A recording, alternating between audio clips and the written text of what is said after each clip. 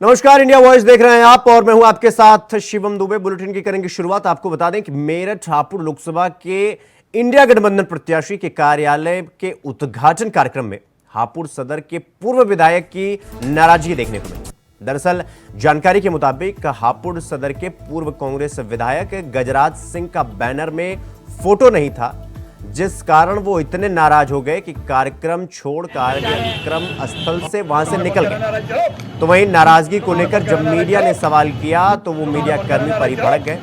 Mic ID को हाथ मारकर साइड कर दिया और मीडिया कर्मियों को ही अपशब्द कहने लगे।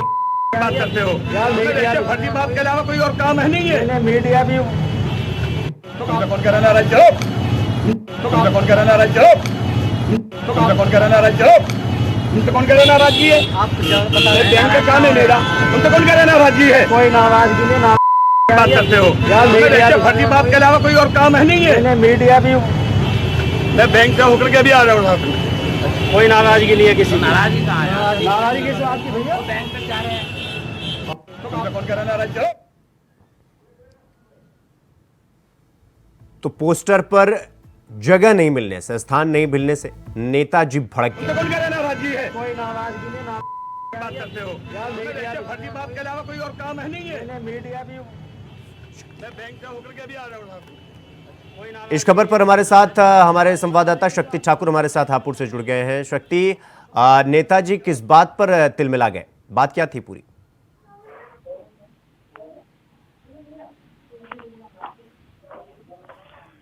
आवाज सुन पा रहे हैं आप मुझे शक्ति? बिल्कुल शुभम, आपको बता दूं ये पूरा मामला हापुड़ का है। मेरठ हापुड़ लोकसभा सीट से जो एनडी गठबंधन की प्रत्याशी है सुनीता वर्मा, आज उनके कार्यालय का हापुड़ में उद्घाटन होना था।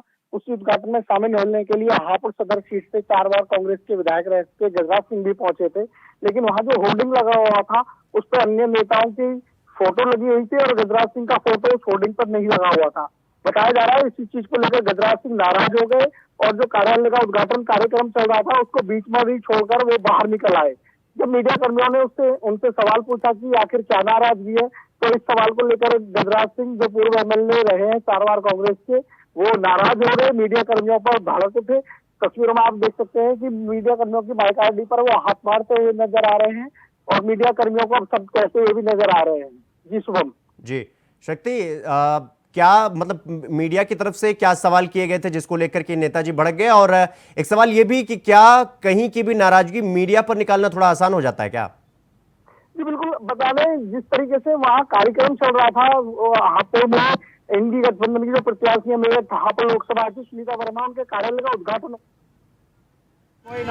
जी शक्ति, बहुत बहुत धन्यवाद। आपकी आवाज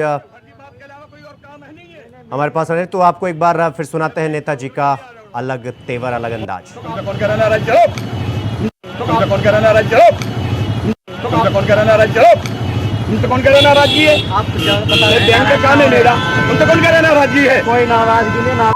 बात करते हो यार, मीडिया फर्जी बात के अलावा कोई और काम है नहीं है। मीडिया भी मैं बैंक से होकर के भी आ रहा हूँ। कोई नाराजगी नहीं है, किसी नाराजगी कहाँ है? नाराजगी से आपकी भैया। तो ये नेताजी का तेवर आपने देखा। अब खबरों में आगे बढ़ेंगे। आपको बता दें कि चुनाव का मौसम चल रहा है, ऐसे में जनता को साधने के लिए नेता हर काम करने को तैयार है, हर हथकंडा अपना रहे हैं। इसी कड़ी में अब मथुरा से सांसद और ड्रीम गर्ल के नाम से मशहूर एक्ट्रेस हेमा मालिनी का एक वीडियो वायरल हो रहा है, जिसमें बीजेपी सांसद खेतों में गेहूं काटती हुई नजर आ रही। आपको बता दें कि कुछ दिनों पहले सुहेलदेव भारतीय समाज पार्टी के राष्ट्रीय अध्यक्ष ओपी राजभर का भी एक वीडियो वायरल हुआ था, जिसमें वो गेहूं काटते हुए नजर आए थे। और अब बीजेपी की सांसद महोदया का वीडियो सामने आया है। ये चुनाव जो मर्जी आए वो करा ले।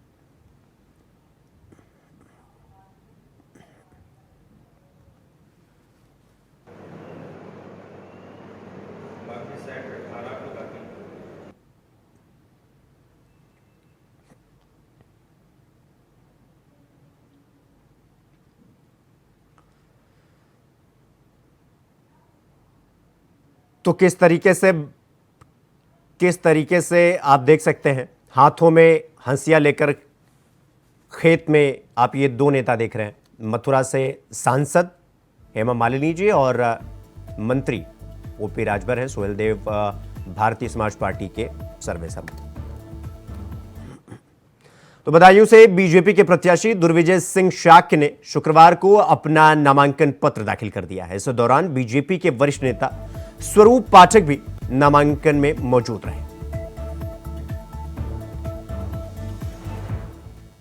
के हिसाब से मैंने अपना एक सेट दाखिल किया है। घोषित रूप से मैं 18 तारीख को अपना नामांकन दाखिल करूंगा। उस दिन हमारे प्रदेश का नेतृत्व हमारे साथ रहेगा, पूरे जिले का नेतृत्व हमारे साथ रहेगा। तो मैनपुरी से समाजवादी पार्टी की प्रत्याशी डिंपल यादव के लिए समाजवादी पार्टी के जिला अध्यक्ष आलोक शाक्य और सांसद प्रतिनिधि देवेंद्र सिंह यादव नामांकन पत्र खरीदने पहुंचे। इस दौरान उन्होंने बताया कि डिंपल यादव 15 और 16 अप्रैल के बीच नामांकन करेगी, जिसमें समाजवादी पार्टी के अध्यक्ष अखिलेश यादव भी शामिल होंगे।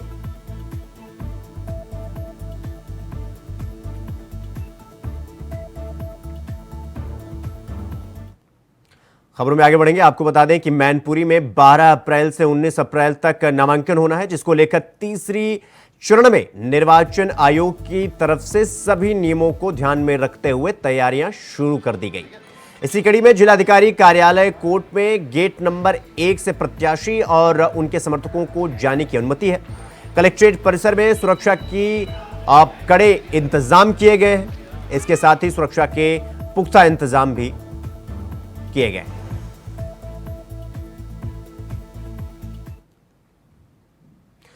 मैनपुरी लोकसभा से भारतीय लोक शक्ति पार्टी ने 2 नामांकन पत्र खरीदे हैं।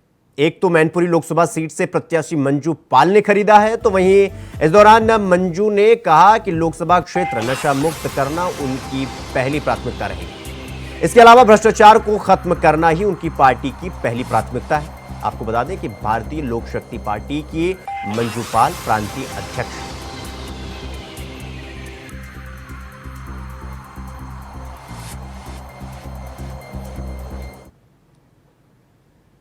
संभल में तीसरे चरण में नामांकन होना है, जिसके लिए 19 अप्रैल को नामांकन होगा। 20 को नामांकन पत्र की जांच होगी और 22 अप्रैल को प्रत्याशियों की अंतिम सूची जारी कर दिया जाएगा। आपको बता दें कि संभल में तीसरे चरण में चुनाव होना है, तो वहीं नामांकन को लेकर जिला प्रशासन पूरी तरीके से मुस्तैद है और तैयारियों की जो पूरी तैयारी है उसे पूरी कर ली गई है। नामांकन को लेकर कलेक्ट्रेट में सुरक्षा बल को तैनात कर दिया गया है।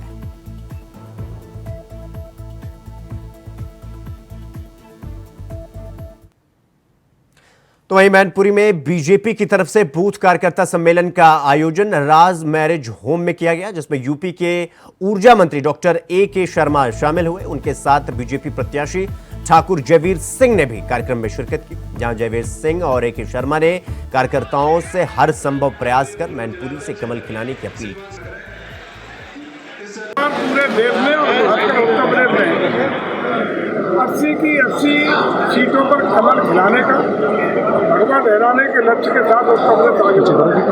इस संकल्प को जब हमने लिया है तो उसी 80 में से मैनपुरी भी समाहित है। और जिस तरीके से कल आज हमने देखा कि मैनपुरी के हजारों की संख्या में गाड़ियों के साथ बिना किसी कार्यक्रम के, बिना किसी व्यवस्थाओं के, सुप्रेरणा से करेल कट पर जाकर के लखनऊ के स्वागत जिस तरीके का उत्साह जोश खरोश के साथ किया है और जिस तरीके का उत्साह कार्यकर्ताओं में देखने को मिल रहा है। और आज जिनकी दम पर समाजवादी पार्टी चुनाव लड़ती रहती, उनमें भी बड़ा परिवर्तन आया है कि हजारों की तादाद में समाजवादी पार्टी के तमाम लोग मन मिला चुके हैं भारतीय जनता पार्टी का समर्थन करने का। सुल्तानपुर लोकसभा से सपा प्रत्याशी भीम निषाद का एक वीडियो वायरल हुआ था, जिसमें वो इसौली विधायक को नोटों की गड्डी थमाते हुए नजर आ रहे थे। वीडियो वायरल होने के बाद मामले में बीजेपी ने सपा को आड़े हाथों लेते हुए जमकर हमला बोला, तो वहीं इसौली विधायक इस पर सफाई देते हुए नजर आए।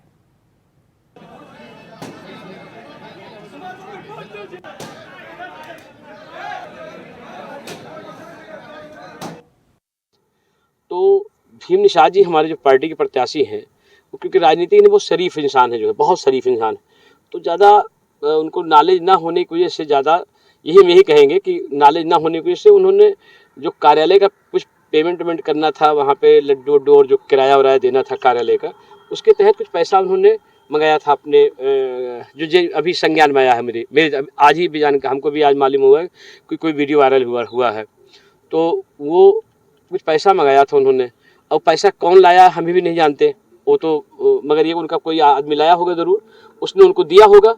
और उन्होंने ये सोचा होगा कि ताहिर भाई यहाँ के इसोली विधायक रह चुके हैं, सुल्तानपुर इनका घर पड़ता है 188 में, तो ला हम ताहिर भाई को दे दें विधायक जी को। मगर हम जानते हैं ना कि आचार संहिता का उल्लंघन बहुत ही सीरियस मामला है, इसको कोई हल्के में नहीं लेना चाहिए। तो हमने तुरंत उनको मना किया कि आप अपने पैसे को संभाल कर रखो, अपने पास रखो, जिसका पैसा जहाँ देना हो, पहली बात कि कभी ये ओपन ना हो, और ओपन हो तो उसको खर्चे में दिखाओ। जितना पैसा आप ओपन मतलब कि आप है जितना खर्च करो, उसको बाकायदा आयोग को सारा उसको रिपोर्ट दो। और इस तरह से जो है कभी गलती मत करना कि आप जो है तो उनको मैंने समझाया, आप बात तो सुनिए। अब वो जनता ने दिया कि उनको किसी ने एक वीडियो हमने देखा था आपका जो वीडियो आप लोगों ने चलाया, एक आदमी उनको पैसा दे रहा है, वो आदमी कौन है मैं नहीं जानता हूँ, यकीनन मैं नहीं जानता हूँ। अब इसको आप मानिए या ना मानिए, अब कौन पैसा दिया है वीडियो के भीतर मैं उस टाइम नहीं जानता हूँ, क्योंकि उस टाइम बहुत भीड़ थी, हजारों लोग थे वहाँ पर, कार्यालय बहुत बड़ा था जो है। अब वो कार्यालय का पेमेंट देने के लिए, जो मुझे मालूम है कि कार्यालय का पेमेंट देने के लिए वो पैसा मंगाए थे, वो कार्यकर्ताओं से चंदा कलेक्शन किए थे कि वो जो है किसी अपने पर्सनल किसी आदमी से मंगाए थे, अपने घर से मंगाए थे। ये तो भीम भाई आपको बता सकते हैं कि पैसा कहाँ से है, मगर जो मेरी जानकारी है कि उसका किराया देने के लिए कार्यालय का मंगाए थे, वो जो है इतना है। और उन्होंने हमको देने का प्रयास किया कि भैया आप दे दो, मैंने कहा भैया अपने पास रखो, आप अपने हिसाब से जो किराया भाड़ा बन रहा हो अपना दो। ये जो जानकारी है मुझे इतनी। हमारे जितनी विरोधी पार्टियां हैं हमेशा ऐसे ही गलत तरीकों का इस्तेमाल करके वो लोग चुनाव जीतना चाहते हैं। पहले भी ऐसे वो लोग कृत्य करते रहे। मैं इसके लिए प्रशासन से व्यक्तिगत तौर पे आग्रह करूंगा कि ऐसे विषय को संज्ञान लें। तो खबरों में आगे बढ़ेंगे। सुप्रीम कोर्ट से राहत मिलने के बाद मौलाना तौकीर रजा एसटी हसन के टिकट काटने पर अखिलेश यादव पर भड़क गए। उन्होंने कहा कि आरएसएस के कहने पर अखिलेश यादव चल रहे हैं। रामपुर में आजम खान नहीं है तो साइकिल पंक्चर होगी। मौलाना तौकीर रजा सामाजिक न्याय मोर्चा से उम्मीदवार उतारेंगे, तो वहीं उन्होंने समाजवादी पार्टी के प्रत्याशी को डमी प्रत्याशी बता दिया और 2010 के दंगे पर भी सफाई देते हुए नजर आए।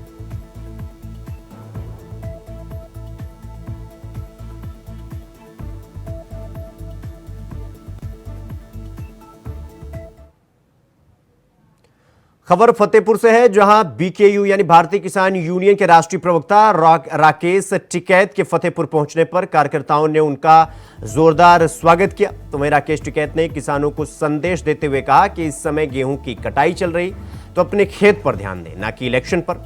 आगे उन्होंने ये कहा कि इलेक्शन के बाद एक मीटिंग रखेंगे। जो प्रशासनिक अधिकारी भारतीय किसान यूनियन कार्यकर्ताओं को तंग कर रहे हैं, उनके खिलाफ मीटिंग की जाएगी।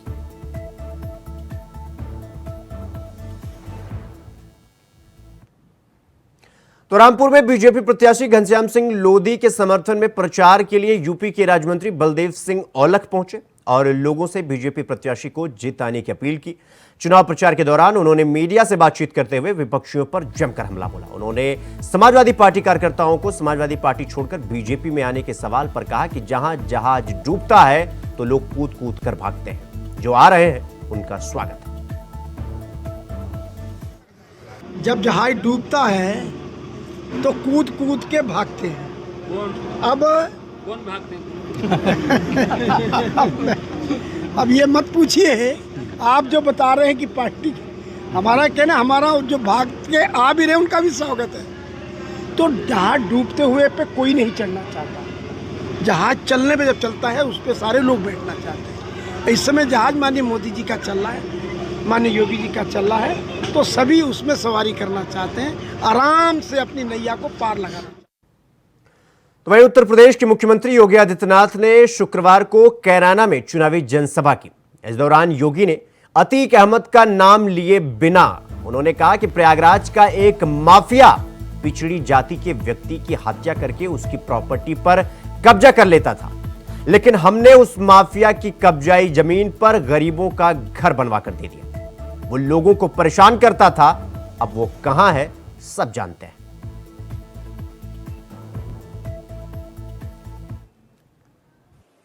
ये दंगा पॉलिसी वाले लोग ही जातिवाद भड़का रहे हैं। ये दंगा करवाने वाले और कर्फ्यू करान लगाने वाले लोग आज जातीयता का विस्मरण करने का प्रयास कर रहे हैं। याद रखना, मैंने पहले भी कहा, हमारी सरकार ने दंगा मुक्त वातावरण दिया है, कर्फ्यू मुक्त उत्तर प्रदेश दिया है, और दंगा और कर्फ्यू लगाने वालों की गर्मी को शांत करके आपको एक शांत वातावरण दिया है, बहुत शुद्ध वातावरण दिया है। उनको फिर से पनपने का अवसर मत दीजिए। ये जातिवाद की राजनीति,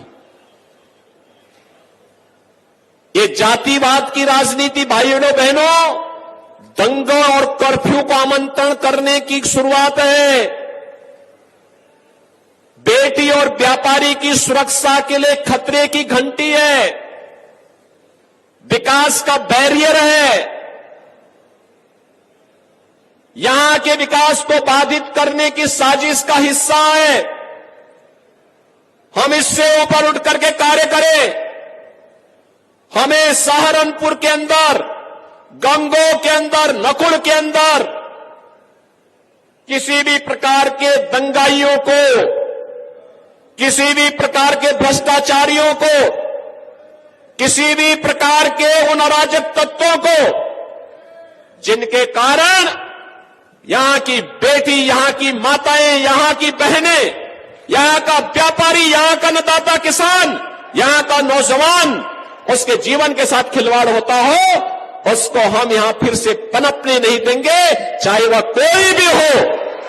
महाराणा प्रताप ने यही कहा था, महाराणा प्रताप ने यही कहा था। उन्होंने कहा था, मैं किसी भी धर्मी के सामने, किसी विदेशी आक्रांता के सामने मैं सिर नहीं झुका सकता। देश का स्वाभिमान होता है। महाराणा प्रताप ने अपनी लड़ाई देश के स्वाभिमान के लिए लड़ी थी, राष्ट्रीय स्वाभिमान के लिए लड़ी थी। उन्होंने कहा था कि हम किसी भी विधर्मी के सामने सिर नहीं झुका सकते। वह लड़ाई सत्ता की नहीं थी, राष्ट्रीय सम्मान की थी, राष्ट्रीय स्वाभिमान की थी, और आज की लड़ाई भी राष्ट्रीय सम्मान और राष्ट्रीय स्वाभिमान की लड़ाई है। प्रयागराज का माफिया जबरदस्ती एक पिछड़ी जाति के व्यक्ति की निर्मम हत्या करने के आरोप में किस तरीके का व्यवहार करता था, और बहनों और भाइयों, उसकी प्रॉपर्टी को जब्त करके हमने गरीबों के लिए मकान बना दिए वहां। रामपुर से बीजेपी प्रत्याशी घनश्याम सिंह लोधी से इंडिया वॉइस की टीम ने खास बातचीत की। इस दौरान घनश्याम सिंह लोधी ने क्या कुछ कहा, सुनाते हैं आपको। भाजपा प्रत्याशी सांसद घनश्याम सिंह लोधी बिलासपुर विधानसभा में पहुंचे हैं। ऐसे में जो वोट कैंपेनिंग है वो इनकी तरफ से लगातार जारी है। सांसद जी, ये बताइए, बिलासपुर आए हैं आज आप, लोगों का किस तरह से प्यार आपको मिला है अभी तक? देखिए, 5वां 7वां कार्यक्रम है ये सुबह से हमारा, और ये हम नवाबगंज में खड़े हैं आज की तारीख, है ना। और आप देख ही रहो, ये छोटी मोटी जनसभा हो गई। हम तो नुक्कड़ सभा के हिसाब से, नुक्कड़ सभा भी नहीं थे, हम तो मिलने आए थे खाली, लेकिन आज जनसभा के हिसाब रूप ले रही हैं। इतनी भी जो हमारे कार्यक्रम हो रहे हैं, ये सब लोगों का प्यार झलक रहा है, क्योंकि इनका आशीर्वाद पहले भी मिला था और अब के बड़ी तादाद में आशीर्वाद मिलने जा रहा है। और क्योंकि पूरे रामपुर अब की बार मन बना लिया है कि माननीय मोदी जी का कमल हम लोगों को खिलाना है, और यहाँ का रामपुर का एक इतिहास बदलने हमारे यहाँ की जनता जा रही है, और उसमें जो उत्साह देखने को मिल रहा है वो उसका एक परिणाम है। 2 साल के कार्यकाल में हमने खुद देखा, उपचुनाव में आपने कमल खिलाया, आजम खान का किला भारतीय जनता पार्टी ने ढा दिया। लेकिन जो सड़कों की बात कर ले या जो गरीब लोग हैं उनकी बात कर ले, उनके बीच आप हमने देखा लगातार पहुँचे। तो अब उन लोगों का किस तरह से आपको प्यार मिल रहा है? क्या उम्मीदें उन लोगों से आपको लग रही है कि आप इस सीट पे कमल खिलाएंगे इस बार? देखिए, मैं कोई आज पहली बार नहीं आया। जनता के बीच में मैं लगातार 2 साल से हूँ और 2 साल से हम हर एक पार्टी का कार्यकर्ता काम भी कर रहा है, चाहे मैं हूँ, चाहे हमारे प्रमुख साहब हों, चाहे और लोग हैं, हमारे बूथ अध्यक्ष हों।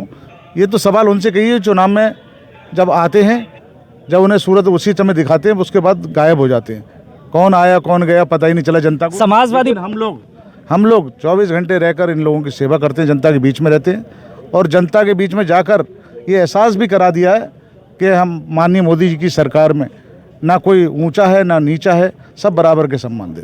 अखिलेश यादव ने मोहिबुल्लाह नदवी को चुनाव लड़ने के लिए भेजा है, जबकि भारतीय जनता पार्टी से आप खुद उम्मीदवार हैं अब। तो ऐसे में मोहिबुल्लाह नदवी अपनी जीत का दावा कर रहे हैं और एक तरफ भाजपा के जो दिग्गज नेता हैं वो लगातार रामपुर में डेरा डाले हैं। मुख्यमंत्री से लेकर जेपी नड्डा तक रामपुर में आए हैं। तो अब कितनी उम्मीदें लग रही है? देखिए कल 35-40 किलोमीटर हम दूर बैठे हैं शहर से, रामपुर से, तो मेरे ख्याल से यहाँ से वहाँ तक कोई कार्यकर्ता दिखाई तो पड़ा नहीं किसी पार्टी का। कोई अगर कार्यकर्ता दिखाई पड़ा हो तो आप बताओ। तो चुनाव ही किसी से पता नहीं चल रहा है नहीं है, चुनाव लड़ क्यों रही है, विपक्ष क्यों लड़ रहा है, जब जो चुनाव लड़ ही नहीं रहा। घर में बैठे हैं वो लोग, जनता के बीच में जा नहीं रहे हैं, क्योंकि जनता के बीच में उन्होंने काम नहीं किया। जनता के बीच में जाते, सेवा करते, जनता के बीच में सुख दुख में शरीक होते, तो जनता के बीच में वो लोग जाते।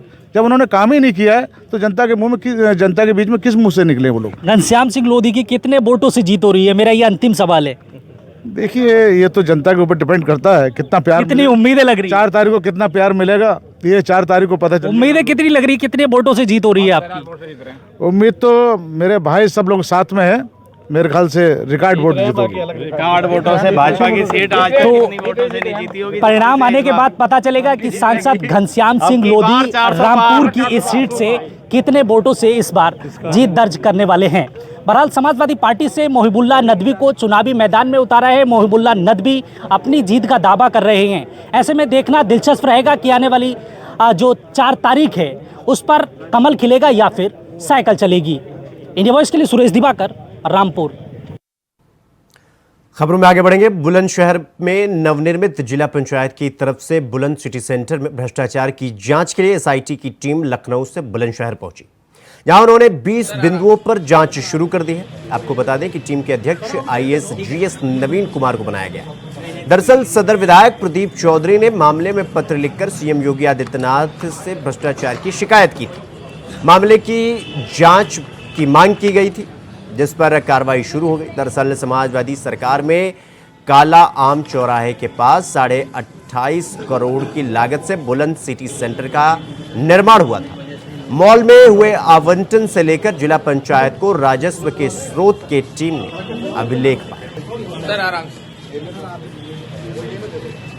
इसमें कि जैसे कि आप लोगों को भी पता है कि समय समय पर इसकी शिकायतें होती रही हैं और मुख्यतः 20 बिंदुओं पर शिकायतें की गई थी। एसआईटी गठन के लिए कहा गया था, जिसके क्रम में एसआईटी का गठन हुआ है। उन्हीं के संदर्भ में स्टे निरीक्षण के लिए आज एसआईटी की टीम आई हुई। लगभग कौन कौन से बिंदु थे? 20 बिंदु में शासन की अनुमति से लेकर आवंटन तक की, तथा इससे कितना राजस्व का स्रोत, कितना जिला पंचायत को लाभ हो रहा है, इन सब बिंदु उसमें शामिल थे। तो चैत्र नवरात्र के पावन पर्व पर सभी मंदिरों पर भारी भीड़ देखी जा सकती है। इसी कड़ी में शुक्रवार को नवरात्रि का चौथा दिन इंडिया वॉइस की टीम ने जिले के सिंहेश्वरी मंदिर पहुंची, जहां श्रद्धालुओं से मंदिर की मान्यता और उनके आस्था के विषय में जाना।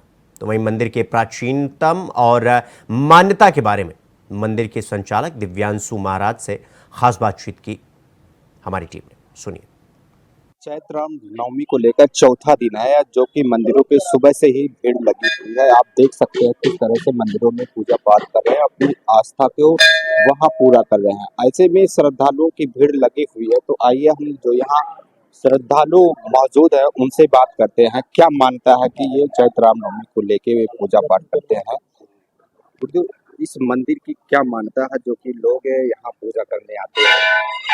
ये सिद्धपीठ मंदिर है और यहाँ जो भी श्रद्धालु आते हैं उनकी मनोकामना पूर्ण होती है। आज नवरात्रि का चतुर्थ दिवस है और इस बार जो है थोड़ा सा गेहूं की फसल के नाते श्रद्धालुओं का थोड़ा सा हल्का सा कम आना हो पा रहा है, लेकिन मुझे ये विश्वास है कि नवमी तक, अष्टमी और नवमी को यहाँ बहुत भीड़ हो जाएगी। सभी लोग आते हैं, माता जी को प्रार्थना करते हैं, पूजा पाठ करते हैं, नारियल चुनरी इत्यादि चढ़ाते हैं माता जी सभी का मनोकामना पूर्ण करती हैं। जो भी जिसकी दुख दरिद्रता होती है माता जी दूर करती हैं। हम लोग स्वयं भी पूजा पाठ करते हैं, माता जी की कृपा हम लोगों पर भी बनी रहती है। और इस मंदिर की ये भी विशेषता है कि यहाँ पांडवों का भी आना हुआ था। जब वो आद्रिवन जो है जा रहे थे लेहड़ा देवी मंदिर पे, तो यहाँ पे उनका आना हुआ था, उनके द्वारा पूजा अर्चना किया गया था। काफी पुराना मंदिर है, स्वयंभू मंदिर है ये। और बताया जाता है कि ये रामायण काल से मंदिर जुड़ा हुआ है। ऐत्रेय मुनि के द्वारा जुड़ा हुआ होने के कारण यहाँ जो है उनके पुत्र के नाम से तेतरी बाजार है, तैत्रेय के नाम से। और यहाँ पे भगवान बुद्ध की माता जी का भी आना बताया जाता है। बहुत पुराना सिद्धपीठ है ये और काफी श्रद्धालु आते हैं यहाँ पे। और भी लोग हैं दर्शन करने आए हैं, उनसे बात करते हैं। और मंदिर में हम चलते हैं, देखते हैं मंदिर में किस चीज की मूर्ति है और वहाँ जो है ये पूजा पाठ करते रहते हैं लोग। और आज चौथा दिन है, तो ये देखिए भीड़ किस तरह से लगी हुई है मंदिरों पे, आप खुद देख सकते हैं। माँ का पूजा अर्चना लोग कर रहे हैं। ऐसे में हम बात करते हैं श्रद्धालु से ही, क्या है यहाँ की मान्यता। अब आज चौथा दिन है माता का, तो किस चीज को लेकर यहाँ पूजा पाठ करते हैं, क्या मानता है। और दूसरे श्रद्धालु क्या मानता है कि मंदिर में आज चौथा दिन। यह मंदिर जो है बहुत प्राचीन मंदिर है, पुराना मंदिर है माँ सिंहेश्वरी जी का। यहाँ आस्था जुड़ा हुआ है और जो मन्नत मांगते हैं सारे लोग, वो मनोकामना माता जी पूरा करती है।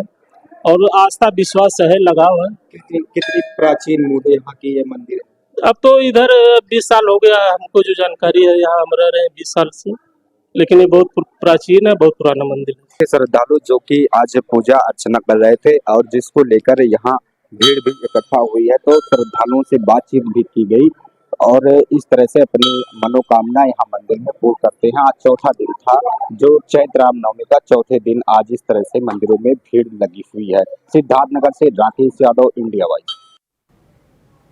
इसी के साथ बुलेटिन में फिलहाल अभी के लिए बस इतना ही। देश और दुनिया की तमाम खबरों को देखने के लिए देखते रहिए इंडिया वॉइस। नमस्कार।